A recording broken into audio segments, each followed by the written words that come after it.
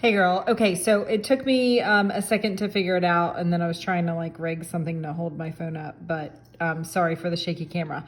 So I looked at your book and I see why you're confused. They broke it down too much, I feel like. So they kept talking about AMUs. AMUs is the same as grams per mole.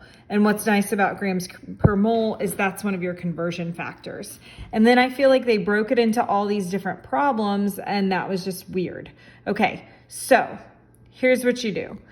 First of all, these are all the conversion factors when you're doing stoichiometry. And think of conversion factors as your like bridge or like your step to the next thing.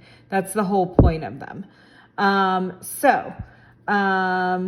Your problem was, I really don't want to write it out because then you have to sit and watch me write it out. Your problem was if you've got 100 grams of gallium chloride, then basically how many grams of this do you have? So the first step is to make sure that it's balanced, which it was, and I'm sure you knew that.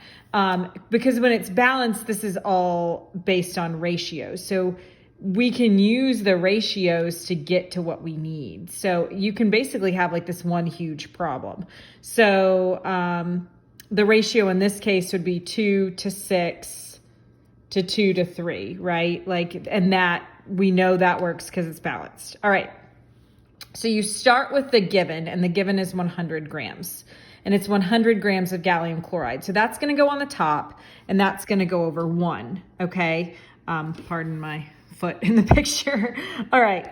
And then whenever you do dimensional analysis or unit conversions, the whole point is you want to get this unit canceled, and you want to get to the next step that gets you to the step that you're trying to go to. We're trying to get from grams of gallium chloride to grams of hydrochloric acid and grams of, get just pure gallium, okay? And so to do that, you've got to get it into moles first. And you've also got to use those mole ratios. So the coefficients in front of the balanced equations also act as your moles. So we know that based on molar mass. And molar mass, you could either Google it, but you could add up 1 gallium and 3 chlorines, right? The atomic mass, that's how we get it. So I'm trying to get grams of chlorine to cancel. So I always know that, and I tell my students to set up their conversion factors before they even set up the numbers. So grams of gallium chloride is going to go on the bottom. And what's the number that gets us, or what's the unit that gets us to the step we're trying to go to? Well, we want to go into moles, because if I get it into moles of gallium chloride, now I can get it into moles of HCl or moles of just pure gallium based on the coefficients in my equation. And I hope this is making sense. So one of our conversion factors that I showed you earlier is, I'm sorry, I'm not a cinematographer, is that grams per mole, right? That's the unit for the molar mass. So we can use that to kind of do our bidding, to be our bridge, to be our step. Okay, so this is just, moles per grams or grams per mole. You flip it either way you want. So we get grams to cancel, okay? And then we get it into moles of gallium chloride. Now that I'm in moles of gallium chloride, I can use my moles from the problem. So if you look in my problem, I have 2 moles of gallium chloride to 2 moles of gallium. So that's where I get my next conversion factor. And I didn't cross it out. I was just kind of doing this fast to figure it out for you. So now what happens is I can cancel my moles, okay? And I get it into 2 moles of gallium.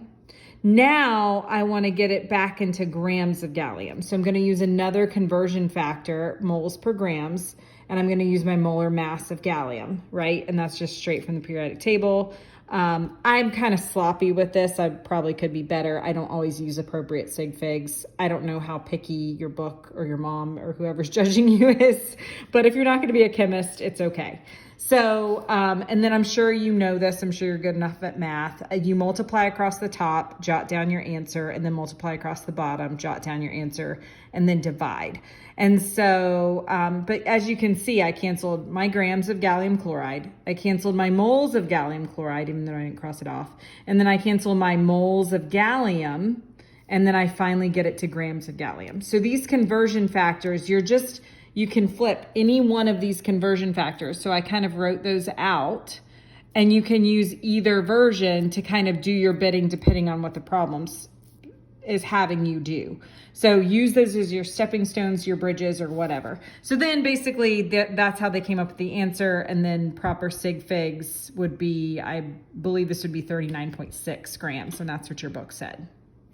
So now that we have that, you can basically use the same flow, but instead of converting it into grams of gallium, we are converting it into grams of hydrochloric acid, of HCl, okay? So it's the same flow. So grams of gallium chloride, and I need that to cancel and get that into moles of gallium chloride. The moles is the heart of everything. So to get it from one unit to another, you're gonna have to go through moles, always. So once I get it into moles of gallium chloride, now I can go back to my ratios, right? And I set that up as moles. So ratios from the problem were, for every 2 grams of gallium, or moles of gallium chloride, I would have 6 moles of hydrochloric. So there's my 2:6 ratio, right? And so moles of gallium chloride cancel, moles of gallium chloride cancel.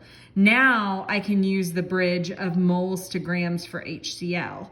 So moles of HCl, but basically my conversion factor is moles per gram, right? And you just use the molar mass of HCl.